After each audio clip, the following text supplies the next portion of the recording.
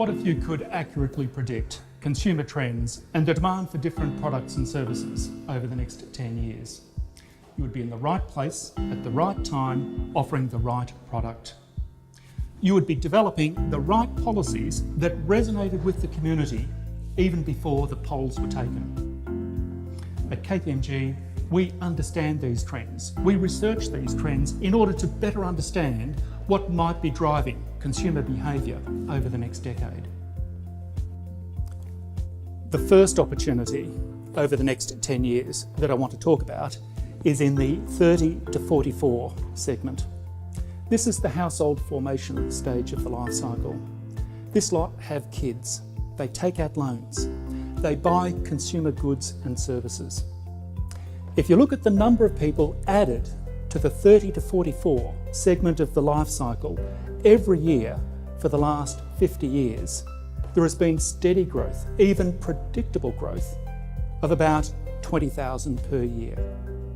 And then in the late 1970s through to the 1990s, that number increased to 100,000 per year. This, of course, was the baby boomer generation pushing into household formation. The demand for housing, suburbia blossomed, property values surged. There was even demand for new discount department stores out in the suburbs.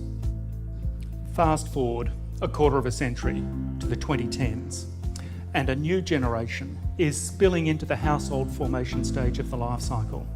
This is Generation Y, the echo boom, the children of the baby boomers now moving into their own households over the next decade. But Generation Y, being Generation Y, will do things differently to their parents.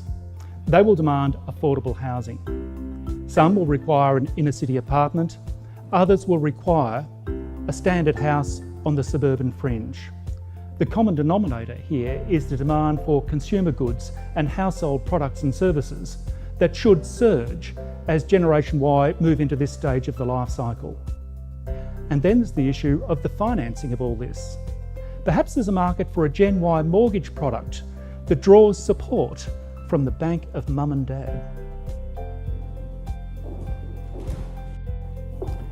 So where else are the demographic opportunities over the next 10 years? The 5 to 17 segment, the school age population, is set to surge over the next decade. In the year to 2021, the number of people added to this segment is 80,000 in that single year alone.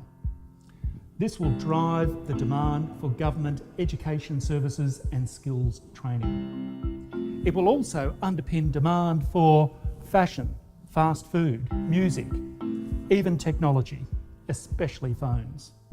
The last time there was a surge in the school-age population was in the late 1950s and early 1960s, when the baby boomers poured into this stage of the life cycle.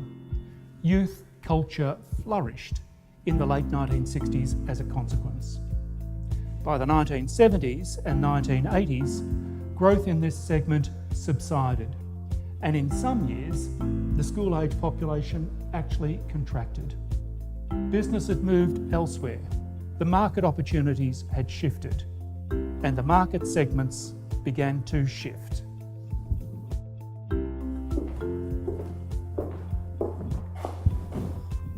Now let's talk about the ageing of the population, which will create both challenges and opportunities over the next decade. Over the last 60 years, the number of Australians aged 70-something has never increased by any more than 20,000 in a single year. But in the 2014 year alone, this increase will not be 20,000, it will be 60,000. And within 3 years, it will be 80,000. Tax rates, the delivery of healthcare services, retirement services, over the last 6 decades has been based on the logic of around 20,000 extra people per year presenting to this stage in the life cycle. Over the next 10 years, this equation must shift.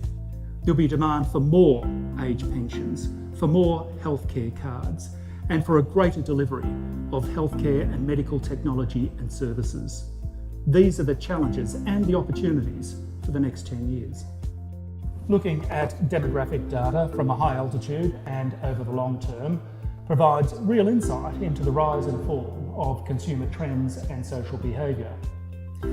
Getting it right in business is all about being in the right place at the right time with the right product. The next decade must be shaped by business opportunity and by government policy that is designed to meet the needs of Australia's growing population.